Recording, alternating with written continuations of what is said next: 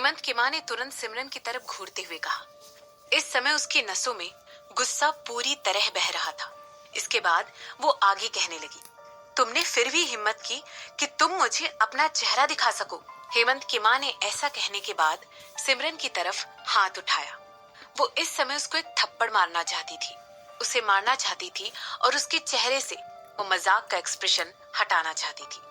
भला सिमरन की हिम्मत कैसे हुई कि वो उन्हें फ्रेम करने के बाद यहाँ पर अपनी शक्ल दिखाने के लिए आए और उनकी पीठ पीछे चाले चले। हालांकि सिमरन ने जल्दी से उनका हाथ पकड़ लिया और अपनी पकड़ उस पर और ज्यादा कस ली। इसकी वजह से हेमंत की माँ अपना हाथ हिला भी नहीं पा रही थी। इसके बाद सिमरन ने झटके से उनके हाथ को जाने दिया और अपने हाथ का इस्तेमाल करते हुए उन्हें एक थप्पड़ मारा। पाक! एक तेज आवाज के साथ थप्पड़ की आवाज उस रूम के अंदर गूंजने लगी और हेमंत की माँ शॉक की वजह से पीछे हट गई। हेमंत की माँ ने अपने दुखते हुए गालों को पकड़ा और धीरे से टेबल की तरफ चलकर जाने लगी। तो क्या हुआ अगर मैंने आपको थप्पड़ मारा तो? क्या आप इसके बारे में कुछ कर सकती हैं? सिमरन ने अपना हैंडबैग टेबल के ऊपर रखते हुए हेमंत की माँ के सामने वाली सीट पर बैठे हुए कहा।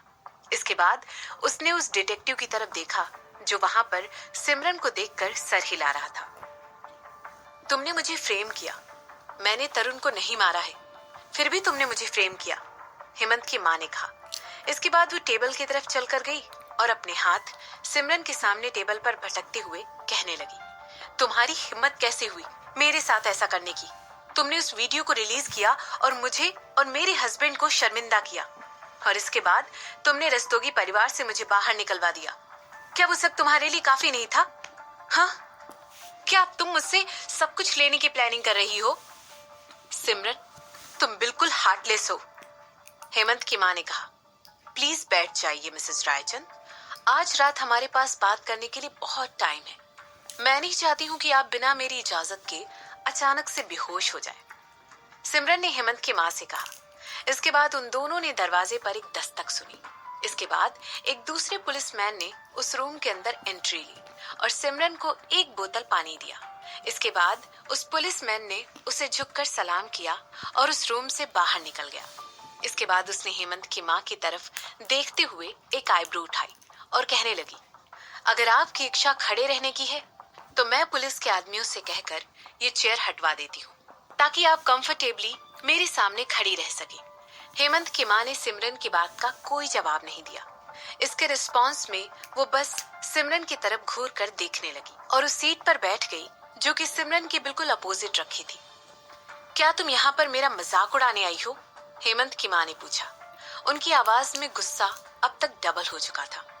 लेकिन ये आधा सच है, सिमरन ने अपना सिर हिलाते हुए कहा और इस बात से हेमंत की माँ और ज्यादा इरिटेट हो गई। आधा सच? भला अब ये औरत क्या कहना चाहती थी? ऐसा सोचते हुए आगे कहने लगी, तुम इस सब में कभी सफल नहीं हो पाओगी सिमरन। मैं तुम्हें इस बात का यकीन दिला सकती हूँ सिमरन कि रस्तोगी परिवार अब मेरा है। सिमरन ने हेमंत की माँ को बीच में ही टोकते हुए कहा। इसके बाद वो आगे कहने लगी, रस्तोगी परिवार अब मेरा है। मिस रस्तोगी, ये तुम क्या कह रही हो? हेमंत की माँ ने पूछा। वो सिमरन की बातें सुनकर थोड़ी सी कंफ्यूज हो गई थी। उसके बाद वो आगे कहने लगी, तुम्हारे कहने का मतलब क्या है? हम लोग तुम्हारे नहीं हैं। आपके पिता ने खुशी खुशी मेरी शर्तें आज दोपहर में ही मान ली है और अब से रस्तोगी परिवार वर्मा इंडस्ट्रीज के अंदर एक ब्रांच बनकर रह जाएगा। ऐसा कहने के बाद जैसे ही सिमरन ने हेमंत की माँ की तरफ देखा, वो बिल्कुल स्पीचलेस हो गई थी। ऐसा लग रहा था कि सिमरन के शब्द सुनकर वो कहीं और ही खो गई थी। उनके पिता मान गए?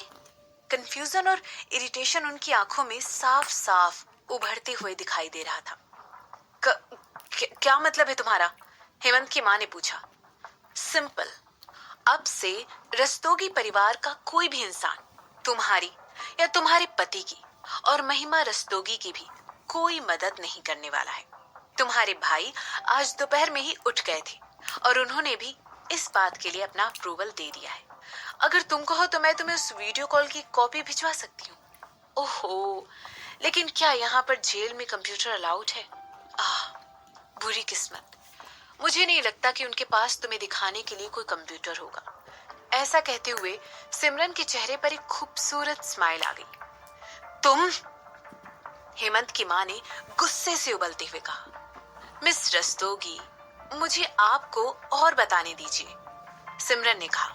और ऐसा कहते हुए हेमंत की मां के शब्दों को बीच में ही काटते हुए वो आगे कहने लगी। मिस्टर रस्तोगी ऑलरेडी इस समय स्ट्रगल कर रहे हैं। उनका करियर जल्द ही खत्म होने वाला है, जबकि हेमंत, मेरे बेटे को कभी छूने की कोशिश भी मत करना, कमीनी औरत, हेमंत की मां ने गुस्से से उबलते हुए कहा। इसके बाद वो आगे कहने लगी, मेरे बेटे को छूने की हिम्मत भी मत करना, मैं तुम्हें मार दूंगी।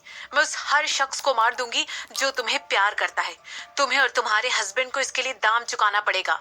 जब मैं बात कर रही होती हूँ तो मुझे बीच में टोका मत करिए मिस रस्तोगी, सिमरन ने शांति से कहा। इसके बाद वो आगे कहने लगी, आप इस पोजीशन में इस समय नहीं है कि आप मुझे बीच में टोक सके। जैसे ही सिमरन ने देखा कि हेमंत की मां ने बातें करना बंद कर दिया है, उसने तुरंत उन्हें एक और स्माइल देते हुए कहा, ठीक है, तो मैं कहा थी, हाँ मैं कह रही थी, हेमंत, हाँ, रायचंद फिल्म्स भी जल्द ही मेरी होने वाली है। मुझे नहीं लगता वो आपके बिना ज्यादा दिन टिक पाएगा मिस रस्तोगी। तुम्हें क्या चाहिए? हेमंत की मां ने सिमरन से पूछा।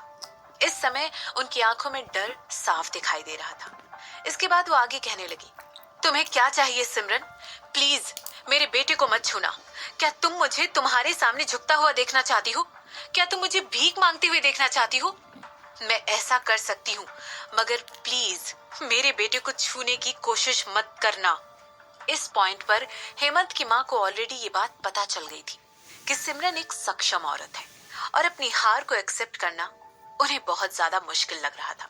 हालांकि जब उन्होंने देखा कि सिमरन को पुलिस स्टेशन में किस तरीके का ट्रीटमेंट दिया जा रहा है और वो 20,000 जीत गए, वो भी 5 मिनट का लूडो कर रही है, तो उन्हें तुरंत इस बात का रियलाइजेशन हो गया कि सिमरन एक ऐसी औरत है जो कि हेमंत को किसी भी वक्त चोट पहुंचा सकती है, मगर वो कैसे उसका शिकार बनकर उसके सामने भीख मांग सकती थी, जबकि सिमरन वहां बैठकर इतनी कैजुअली उस इंसान को चोट पहुंचाने की बात कर रही थी जो कि उन्हें सबसे ज्यादा प्यारा था।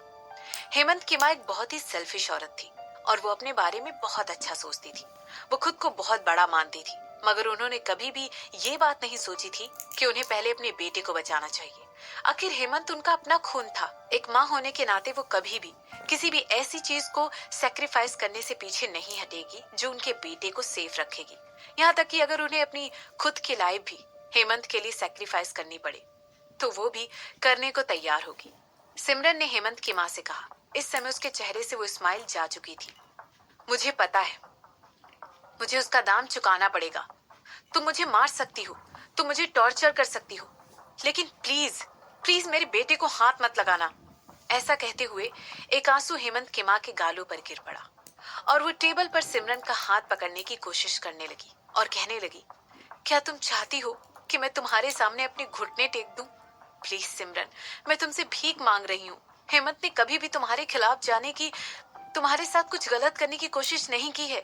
वो मैं थी जिसने महिमा से तुम्हारी माँ को मारने के लिए कहा था। पूरे टाइम वो मैं थी। मैंने ही तरुण से कहकर तुम्हें चोट पहुंचाने की कोशिश की थी।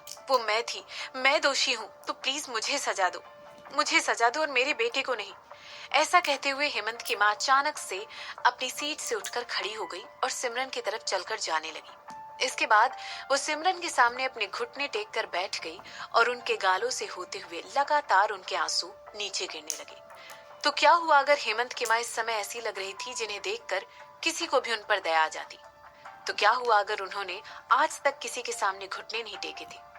भैया सब कुछ अपने बेटे के लिए कर रही थी, हेमंत के लिए कर रही थी। वो सब कुछ उसे बचाने के लिए कर रही थी। तो क्या सिमरन के ऊपर उनके ऐसा करने का कोई भी असर होने वाला था? क्या सिमरन पिघलने वाली थी?